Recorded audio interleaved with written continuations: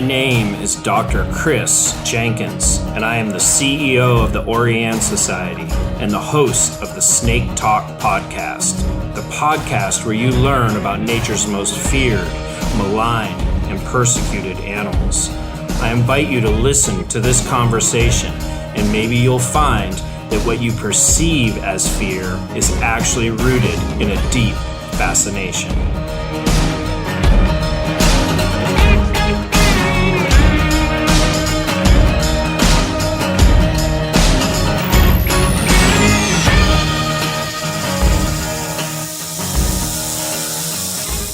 Welcome to the Snake Talk podcast. I am here with Samantha Mancino. This is going to be a really interesting episode. I'm so excited to meet Sam and to just learn more about her journey. So Sam is an amazing artist, a tattoo artist, and a large percentage of her work that I've seen on social media and other places focuses around snakes. And I have a very few people actually know this about me, but I have a very unfortunate tattoo story in that I've never really talked about my past, but I had a really pretty rough childhood. I won't go into details, but I was taken by one of my parents when I was a pretty young child to get a tattoo, very young actually. And anyways, I have a tattoo that I regret to this day because I got it when I was not even a teenager. So anyways, I'll let you all imagine what type of tattoo I have. But for years, I have always wanted to get another one. And I've even drawn and thought about some designs, and they all revolve around snakes. And so I'm so excited to talk to Sam today because that is her specialty. And who knows, maybe one day I'll even convince Sam to fix my tattoo problem. But anyways, welcome to the podcast, Sam. How are you doing today? I'm good. How are you? I'm doing very well. So I'm excited to hear your story, and I like to start at the beginning.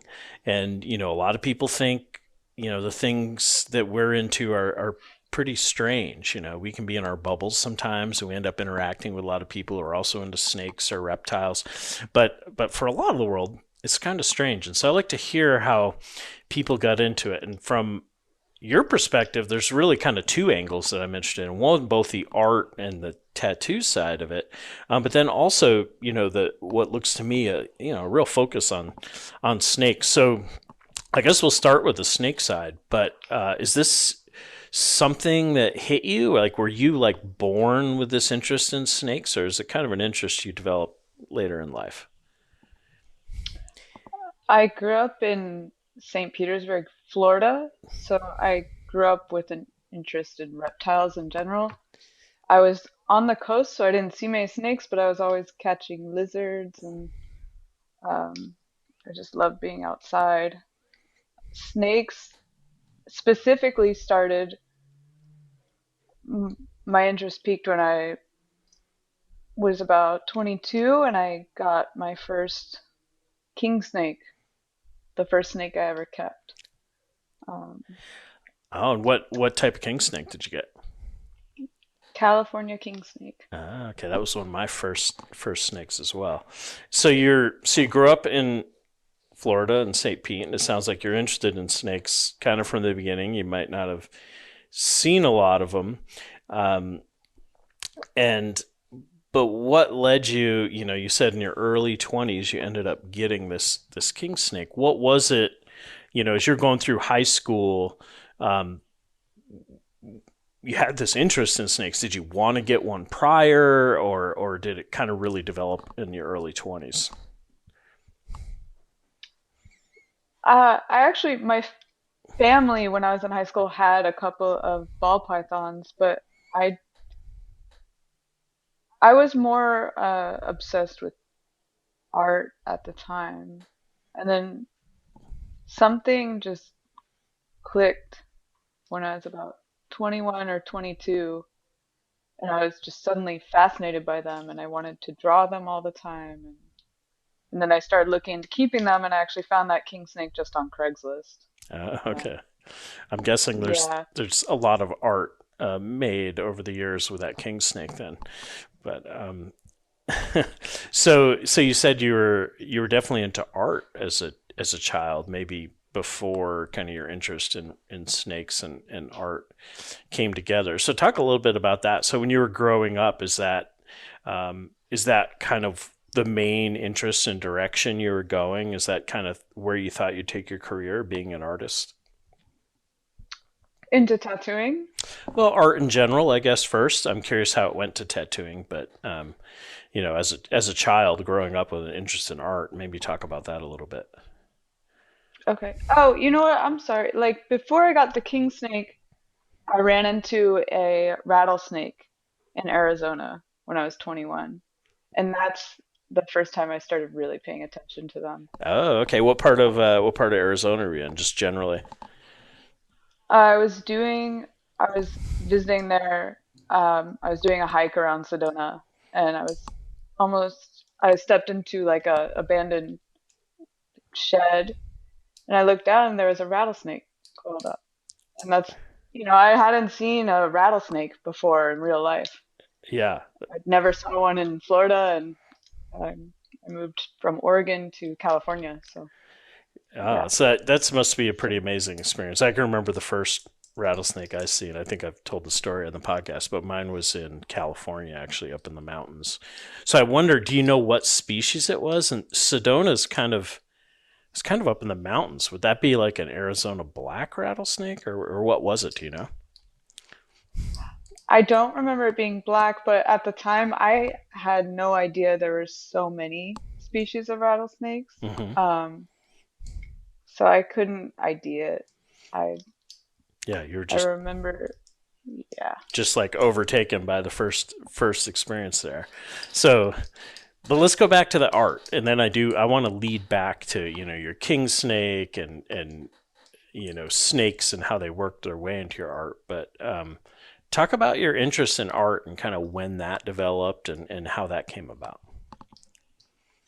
Um, since I was a little kid, I was always drawing, and it's like if I was mostly raised by my grandmother, and she really encouraged that. She loved like impressionism and all kinds of fine art, like Japanese woodblock prints, and she would just let me paint. I mean, she limited my time on like watching TV and stuff, so it was just sort of how I occupied myself, and I just love it. I don't know how to explain it more than that. I've just been doing it since I was a kid. Yeah, oh, that's amazing. So it started with painting, and then how did it Painting and drawing. and drawing? Yeah. Okay, I'm assuming Yeah. today, relative to your tattoos, that you end up still doing a lot of drawing, and when you're thinking about designs for tattoos and all of that. So a lot of those skills started back then. You talked about impressionism. Um, Not a lot of people know, but I have an art history minor, and I used to be really into art. Oh. I'm still really into art, but and so were you? What was it back in the beginning there that you were typically painting or drawing? Was it those types of your classic like impressionist scenes, like some garden and landscapes and things of that nature, flowers, or what were you painting and drawing at that time? When I was like a little kid, well, I also had another influence, which was like fantasy art. So it was wolves and dragons and horses. It was always animals primarily, Okay, actually. Hmm. excellent. So, um, snakes kind of are a fit right along with that. So you move along. You're going. Your grandmother kind of gave you this time, like to do all of this, and she had the interest, and you're painting and drawing, and you're moving through high school. I'm assuming in high school you ended up taking a fair amount of art related classes, or Yeah, I was lucky enough to go to a free art magnet high school. So there, you basically get the same foundation you would, I think, the first year of an art college. mm-hmm. And you explore different mediums and you do a thesis at the end. And my senior year thesis was primarily focused on like I was obsessed with graffiti, so I was trying to do like large scale stencils of animal skulls with spray paint. So it's always animals. Mm-hmm.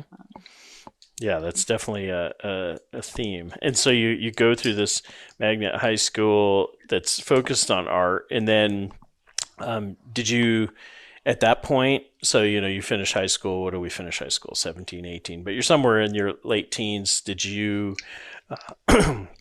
decide you were going to go on to college and study art more, or did you decide to just kind of like go out into the world and start practicing your art as a career? No, I went straight to, I found an art college in Portland, Oregon, and I went straight into college from high school. I dropped out of that art college after a semester and moved back to Florida and tried to find apprenticeships to start tattooing when I was 19, freshly 19.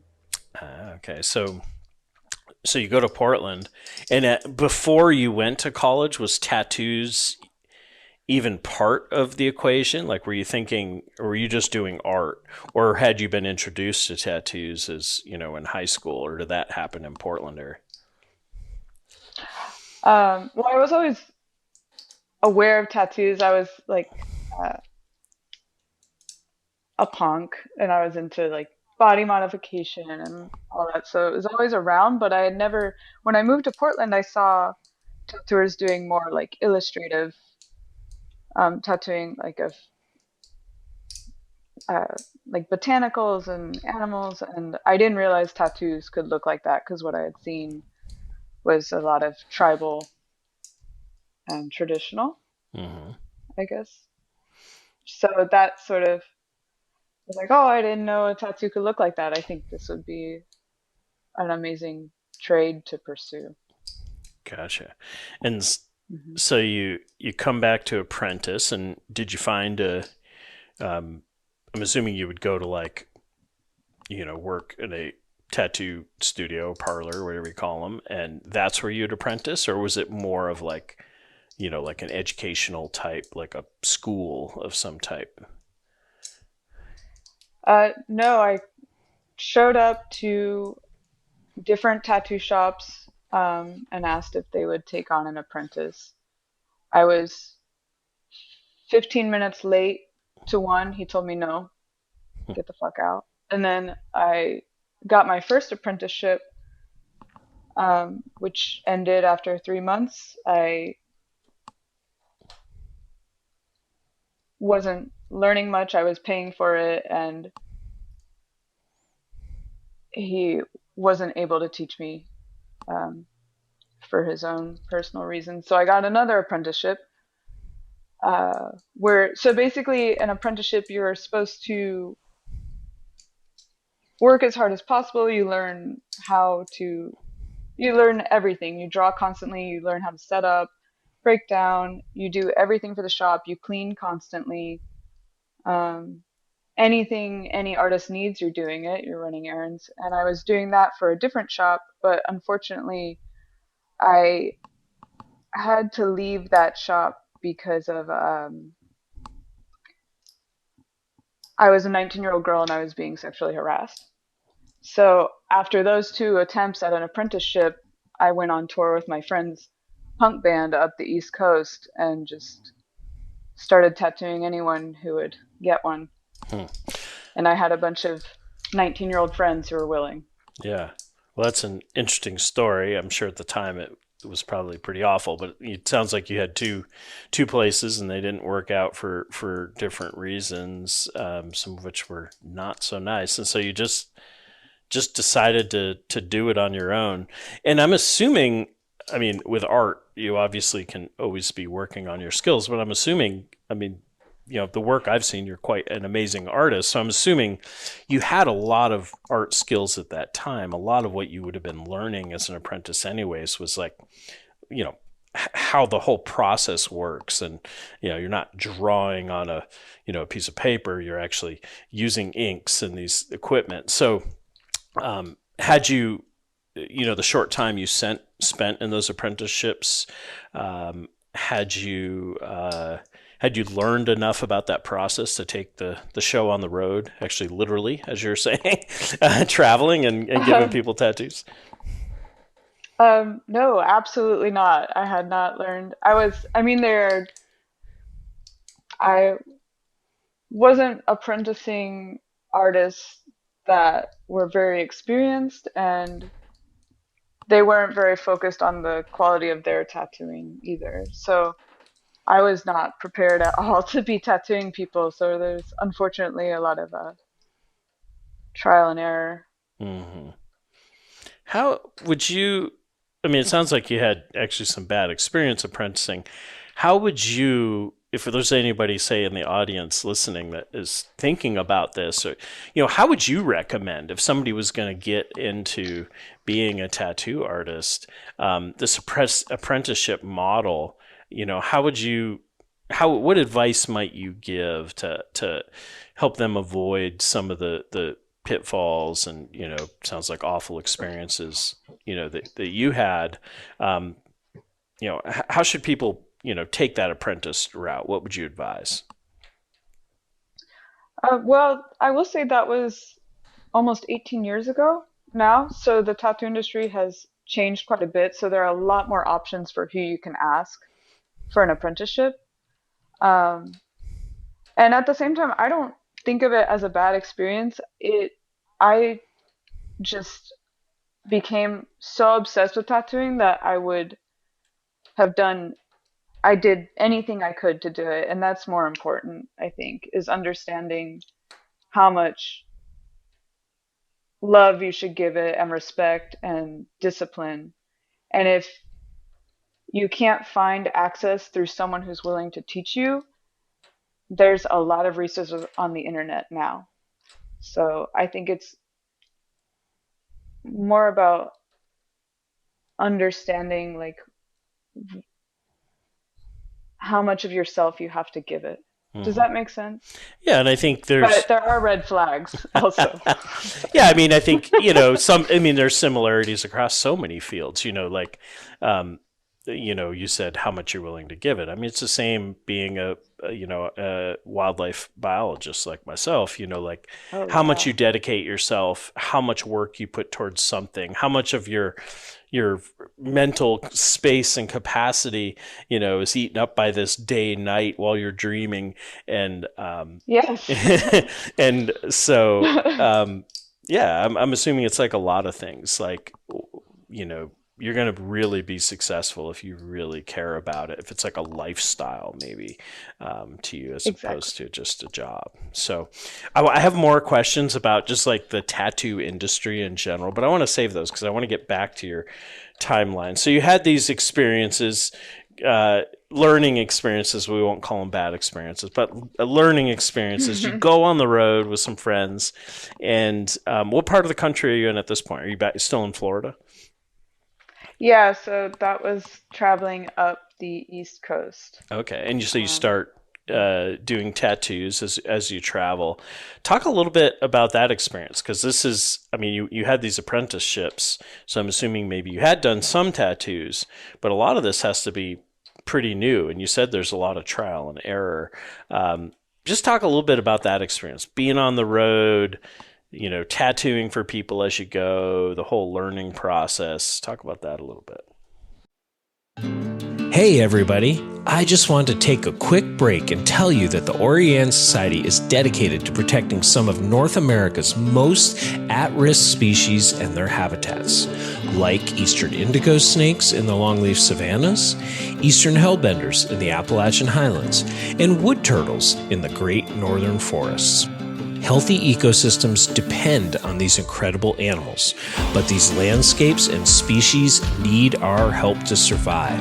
If you care about reptiles, amphibians, and the wild places they call home, visit www.orien.org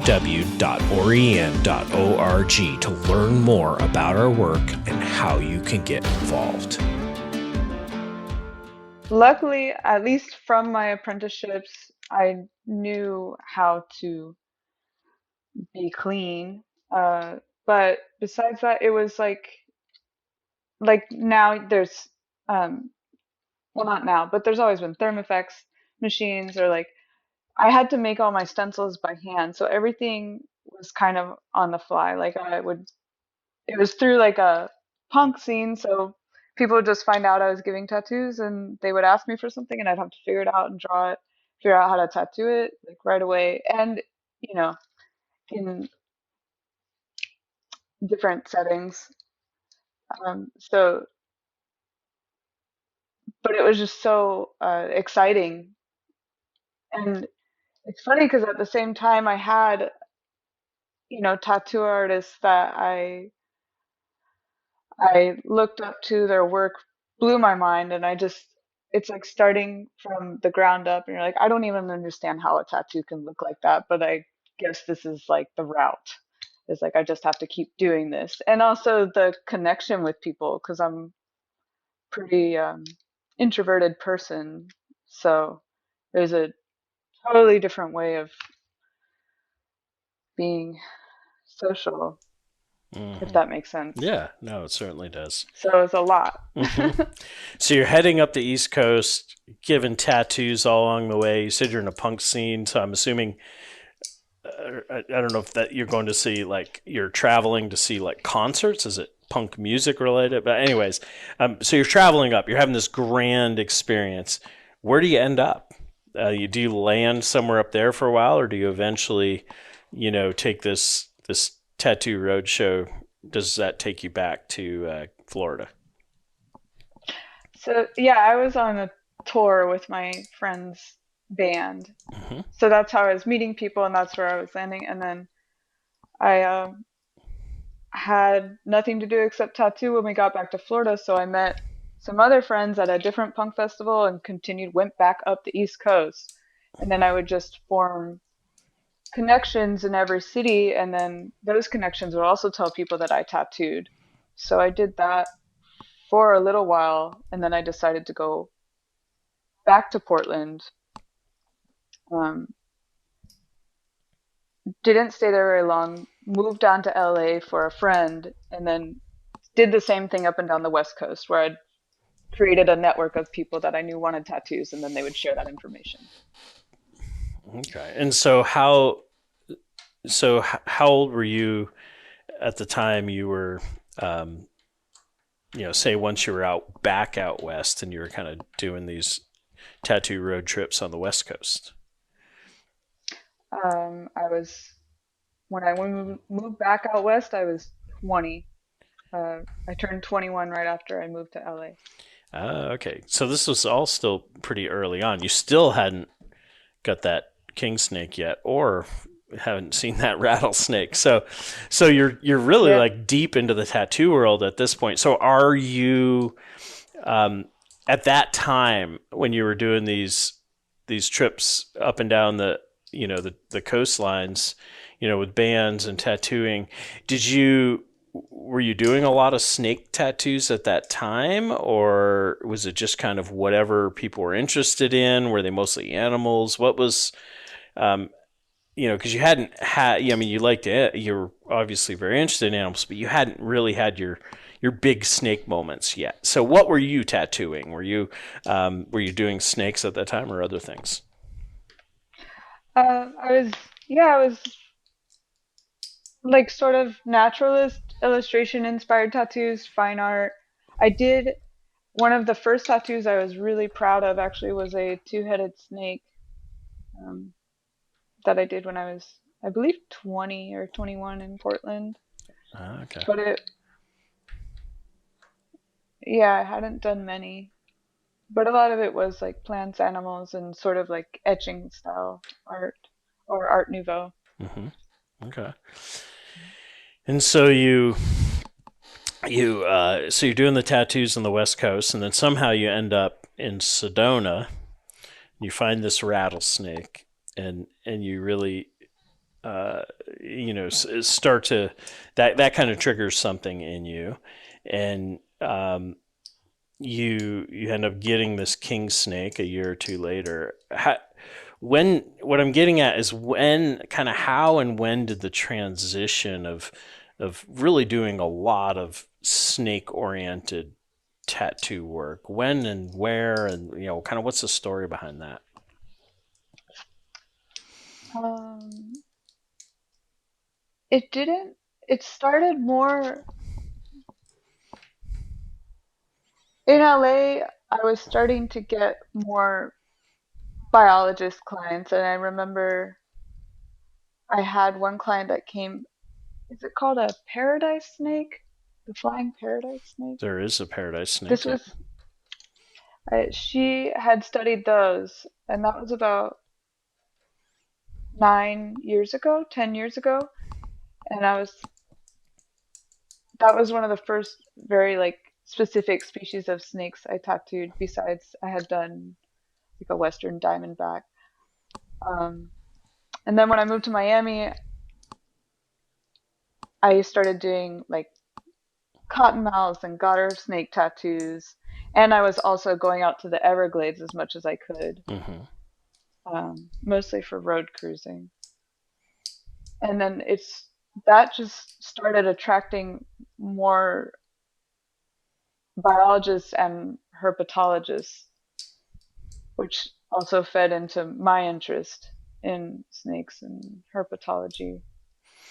Yeah, that's what I was curious about, like how you ended up. I mean, I'm sure you do lots of tattoos now, but how you ended up doing a lot of snake tattoos, and it kind of grew on itself, if you will. The more you did, the more people ended up searching you out for that. I'm assuming. So, um, well, what prompted first of all, getting you back to Miami where you are today? What prompted you to get back to Florida? Was it just like personal reasons, family, any of that, or was it something to do with work and tattoos and snakes and all of that?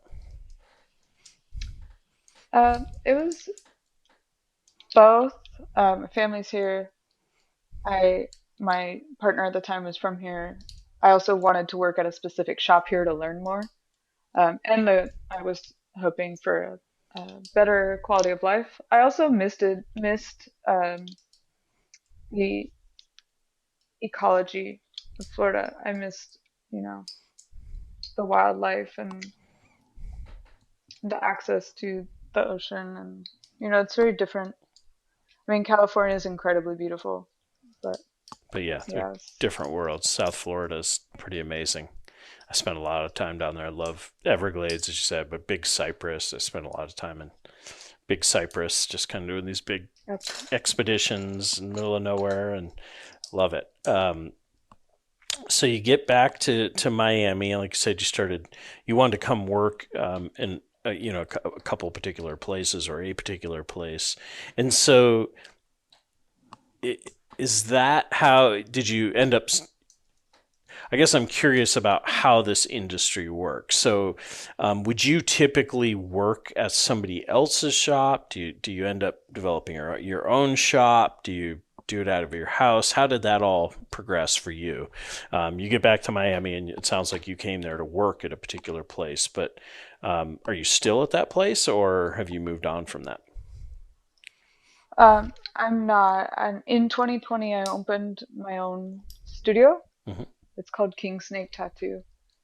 And prior to that, about 5 years into tattooing, I started working at shops, and because I always wanted to learn from someone, so I was lucky enough to start at a shop in LA working with two women that had been tattooing 30 years, Karina Mayorga and Stephanie Soom. So they got to teach me a lot of what I had missed out on, like how to make your own needles, how to make ink, and just, general approaches to tattooing and technique. Hmm. And so I'm it may have just been a use of words, but I'm curious. So you called the other places shops, and you called your place a studio. So what's the in the tattoo world, or how you envision it? Like, what's the difference between the studio that you've developed and like a tattoo shop that I might go to off the street? Well, I wouldn't call it a shop because it's not a storefront.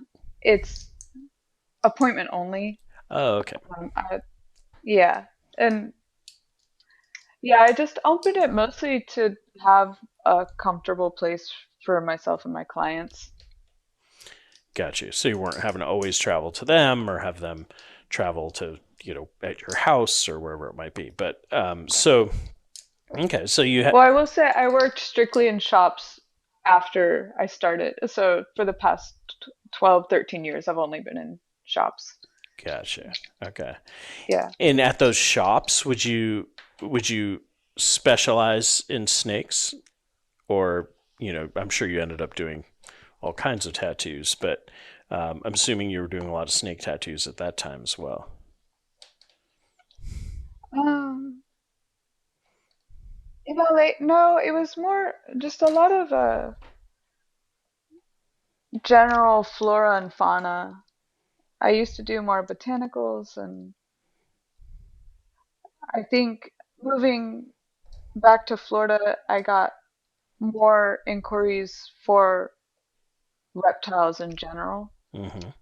Um, I also, in 2020, we had a brief shutdown in Miami, and I started doing rattlesnake drawings. And I can't remember if that started attracting more interest as well.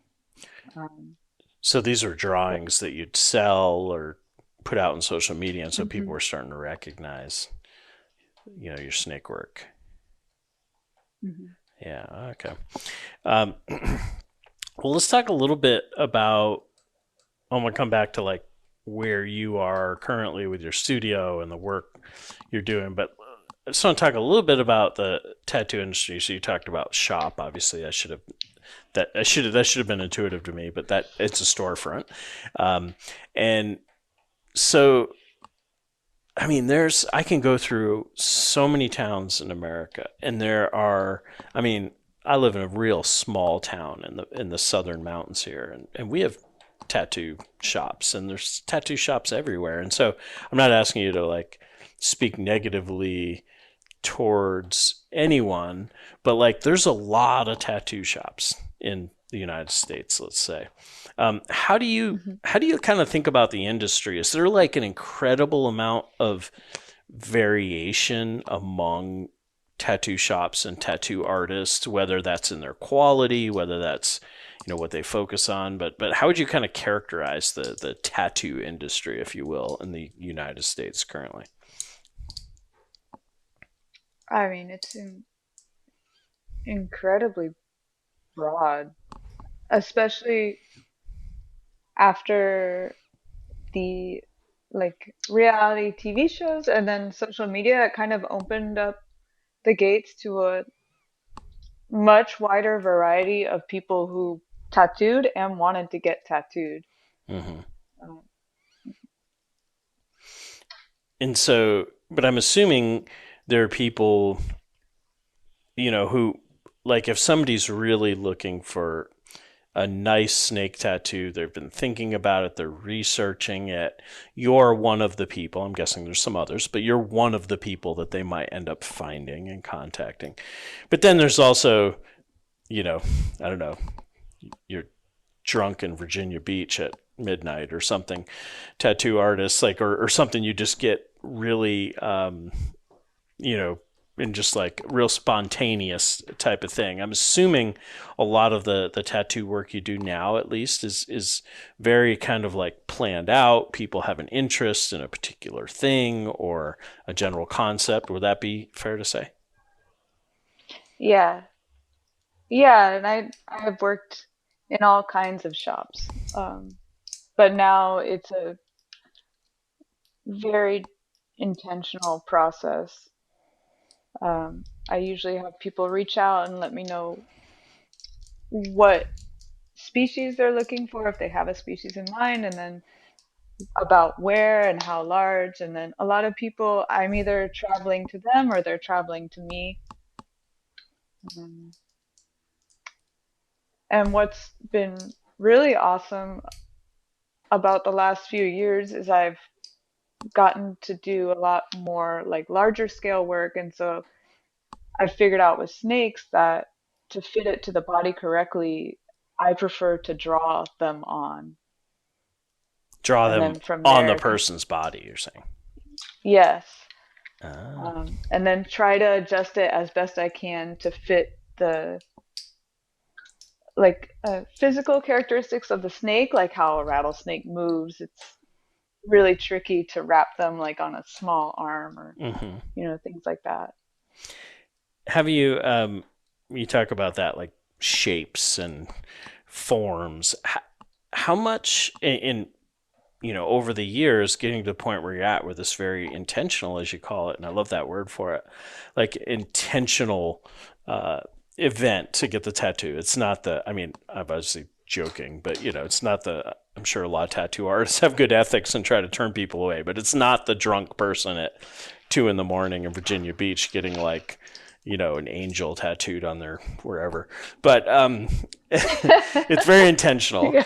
Um, how much how much research have you had to do into snakes and the imagery, and to understand? Let me back up. There's so much art of all media, right, or mediums, where like you see snakes and things are out of proportion, and movies, whatever it might be, where snakes are just, they don't move correctly, they're not shaped exactly right, they're not proportional. And so if you're going to do a very realistic tattoo, you need to really understand snakes and different types of snakes. And so how much research has gone into or goes into some of the tattoo work you do with snakes? I spend a lot of time collecting photographs of specific species. And honestly, thanks to herpers, because there's a limited amount of imagery of a lot of specific snake species. Okay. So Hmm. um, you do a lot of kind of research in a sense by collecting photos, and I'm assuming you practice. Like maybe there's some new snake form you see, like a particular species that's like hanging out of a tree while it holds onto a branch. I'm assuming you practice those types of things, say with drawing or things of that nature, or is that not? Would that not be the case? There might not be time. Yeah, I do. I mean, I also watch videos. I keep snakes and I go herping, and I've been lucky enough to volunteer with herpetologists as well. So I also try to keep in mind like the snakes I have gotten to see in person, or like my own snakes, I'll sit at home and just draw them for fun. I have a few paintings I've done in the past couple of years just of snakes that are not super realistic but loosely based, Hmm. just to kind of capture the movement Yeah. and the feel. Okay. So there has been some research that's gone in, but let's talk a little bit about the process. You mentioned it. Let's just say I walk in or I contact you and tell you that I'm interested in a snake tattoo. Like, but I don't know much more beyond that. Like, how would you guide someone? What are kind of the important factors that somebody who's thinking that might want to think about? Well, my first question is usually if you have a specific species in mind, where you want it, how large you're willing to go, and if you want the mouth open or closed. Okay. Um, And how, like, I'm kind of bouncing around, but I just, all these questions are popping in my head. I'm curious about like tattoo artists, and I don't even know if ethics is the right word. I use that hypothetical Virginia Beach. Like, would tattoo artists like turn somebody away if somebody comes in and they're really drunk, for example, and they want something outrageous, and and this probably varies, but um, or let's go back to the example. Let's just say I was like, yeah, I want you to put a cobra on my face, or, which nothing wrong with facial tattoos, but I'm just saying, do you ever take that ethical approach and be like, well, have you really thought about this? Do you want a tattoo on your face? Is it, uh, depending on your career, is it a positive or negative? How much ethics are involved, or do you just do it? Like if you think somebody's like impaired, or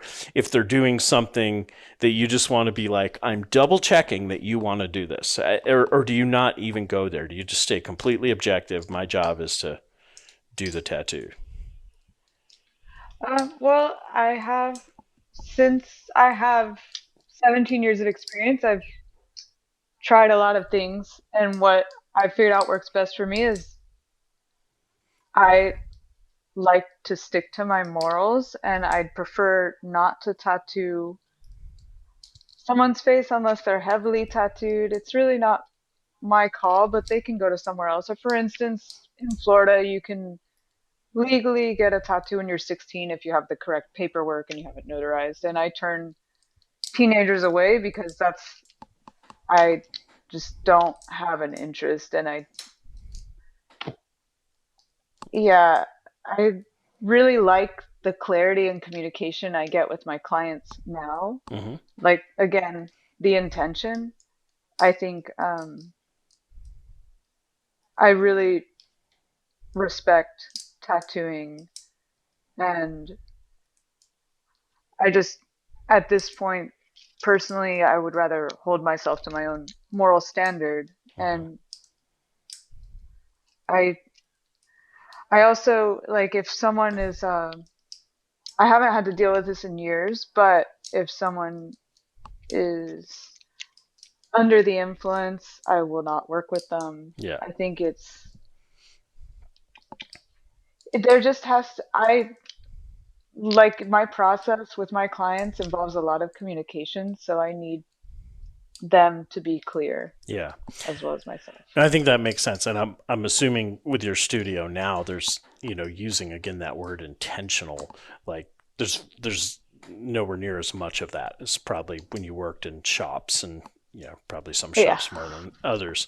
But yeah, I was curious. So anyways, I come in, and how much of like you had those questions about, do I want the mouth open? How big am I willing to go? And how much of it is like a back and forth, like a true discussion about like the tattoo, or how much of it is just like, this is what I want, and your job is you do the tattoo, or do you really work with people to kind of brainstorm with them and think about what the tattoo might look like and where it might go. For example, I come in and I say I want a cobra, and I talk about wanting the cobra on my arm, and for whatever reason, some design factor, it's going to look, you think it would look more appropriate on my arm. Do you like talk about those things and suggest those things and discuss them? Or again, do you just kind of do exactly what the client wants? How much of a teamwork process, I guess, is it? How much communication? Hey everybody, I just wanted to take a break and tell you guys that snakes are one of the most persecuted groups of animals in the world, but we are dedicated to changing that. The Oriane Society works every day to ensure there's a future for these amazing animals. If you care about snakes, wildlife, or wild places, and you like what you've been hearing on the Snake Talk podcast, support us today by donating on our website at www.oriane.org.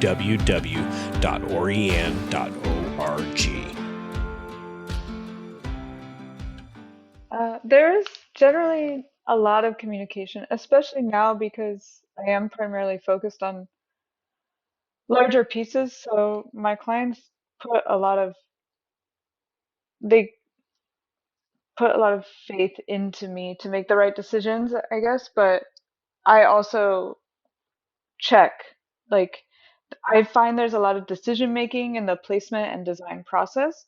So I'm like, oh, do you like it better this way or this way, or do you have a preference of how this sits on your body, how versus um, I see it as collaborative, and then I give my input because I also want my client to be happy. And there are some people that really have a specific vision of where they want the snake to land, but a lot of people don't. They sort of just give me the body part Hmm. and let me figure it out.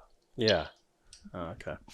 Um, and so would you typically do some like drawings for a potential client? Like I said, again, I want a cobra. Would you do, and I want it to look approximately like this. Would you typically do some drawings and go back and forth with the client? Or is it something you would typically just dive right into and start the tattoo work? No, I'll do drawings before, based on the references I collect. I'll make a very clear drawing of the face and try to make it as accurate as possible, and some of the body. And then if I have to draw it on, then that's happens more during the tattoo process. Hmm. Gotcha. Um, But I'll have a rough sketch at least of the composition and how it's going to sit. And yeah. yeah. And how long will that typically take? If you and I started working on a design together, I mean, is that process usually just a couple days? Is that something oftentimes it takes like a month or two to get through and get everything exactly right before you start the actual tattoo? Um, I would say it depends on the complexity of the design, how large it is, also which species it is, how long the drawing takes. It could be the drawing itself for a tattoo can take me anywhere from 2 hours to 15 hours if it's something takes me longer to figure out. Hmm. And then in person, like for instance, like a rattlesnake going down the arm, that will usually take me an hour to 2 hours to draw on. Or like a back piece will take me about 4 hours to draw on and map out before I start tattooing in person, Gotcha. And so in that, plus the drawing time. and then in that case, I mean, the actual tattoo process, once you get beyond the drawing on paper, let's say, and you get to like the drawing on the body and then the actual tattoo, it's oftentimes, again, it'd be dependent on size, but it's oftentimes like a multi-day process. Yeah, actually, what I've started to do now with large snake pieces, is I'll have someone come in the first day. We'll spend, 3 to 4 hours just drawing it on, fitting it to their body, do the outline. The next day, they'll come back and I'll do the scales because the scales are so important, Yeah. and I love to just focus on those. Yeah. Okay. Um, yeah. And okay. So with are you at the point now where you're doing almost exclusively snake tattoos? Or you still end up doing for a number of other animals and Um, it's still a mix. I'm trying to think, but it is. I'm trying to think if I could give it a like 70% snake tattoos, okay. 60 maybe 60-70%. And I'm assuming that proportion's growing as you become more famous in the or well known for your snake tattoos. Yeah, that it's I love it. I'm so thankful that people keep reaching out Hmm.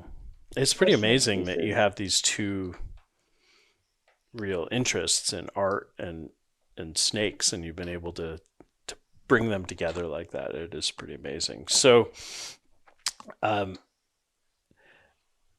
tell me a little bit about like to kind of wrap up the tattoo part of it, but like, what is it?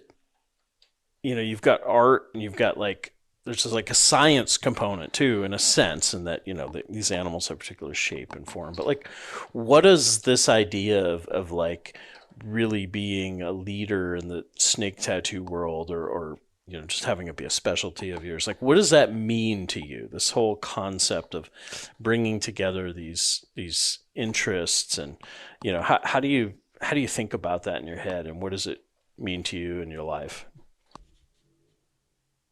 I think that these two interests have become so intertwined is pretty incredible.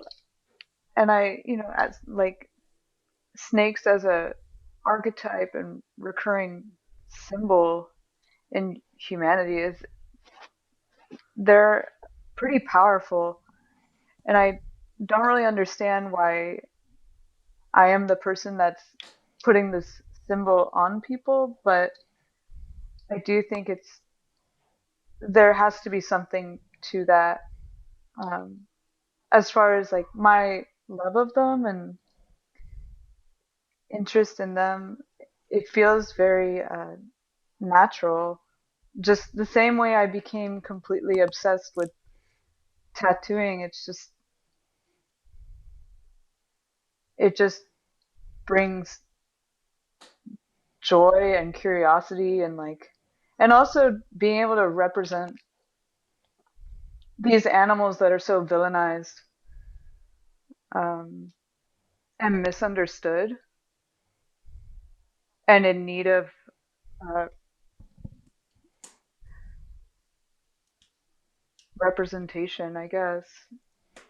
I mean, Yeah, I think it's great outreach in and of itself that you're putting, the beautiful images of snakes on people's bodies. It's that's you're helping the world right there by just you know bringing snakes in front of people, and it's a great thing. So, um, let's talk about the snakes a little bit. You said you keep snakes still, so you had this king snake.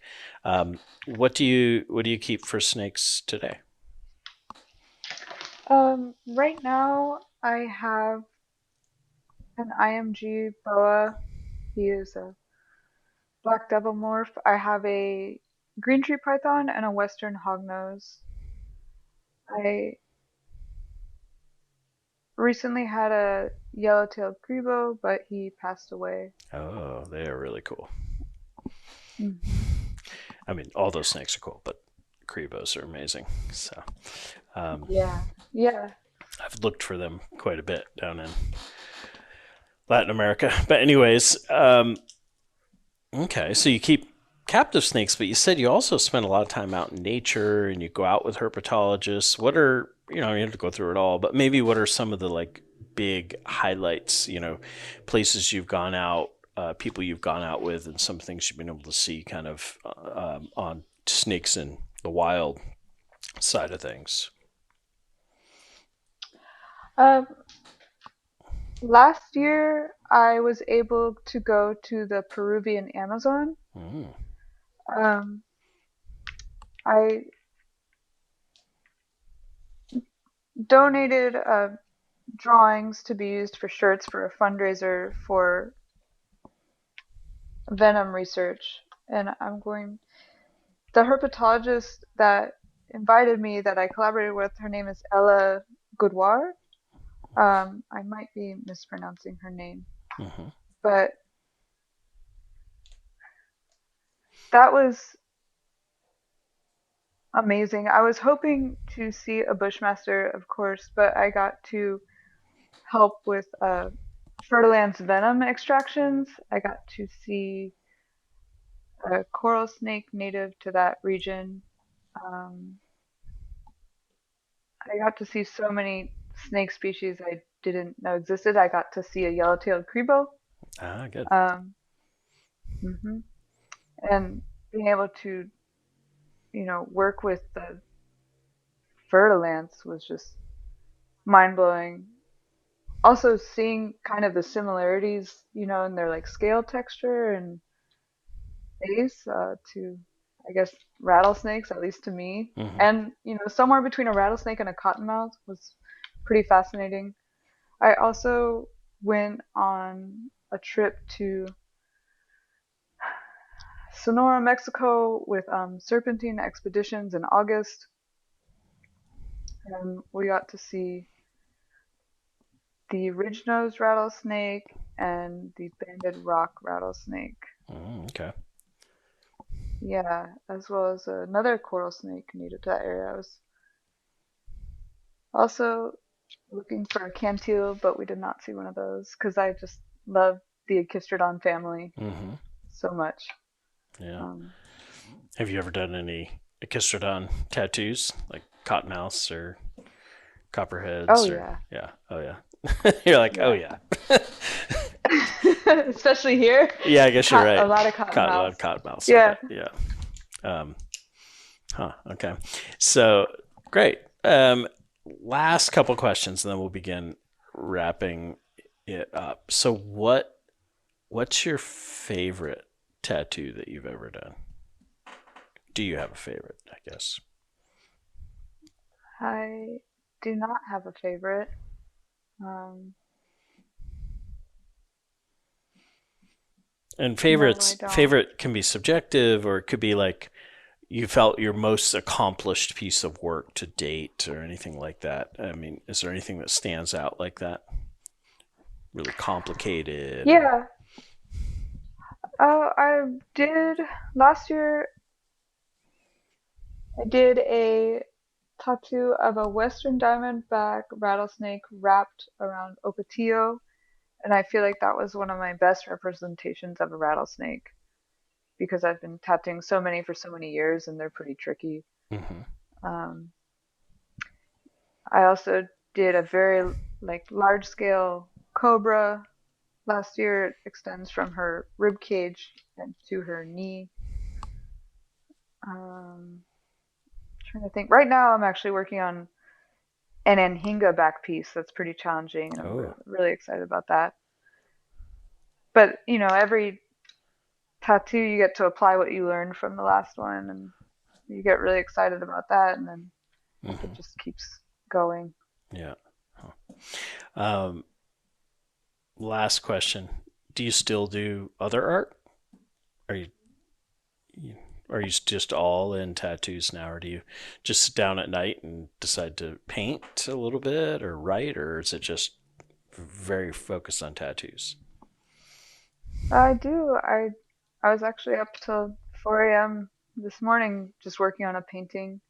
And I'm also doing a project with a friend where I paint snakes on leather, vintage leather pieces, like snake skirts and jackets. And so I try to balance that with tattooing because I do love painting and drawing. Mm-hmm.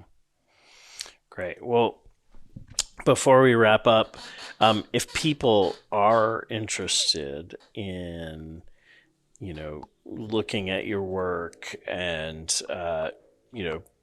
who knows, potentially getting a tattoo, where should they look to find you? I have mostly my Instagram is the most accessible place to see my portfolio, and it has my email listed on there. Email is the best way to contact me, or you can message me on the app. Excellent. And you have a web page as well. Yeah, I have kingsnaketattoo.com.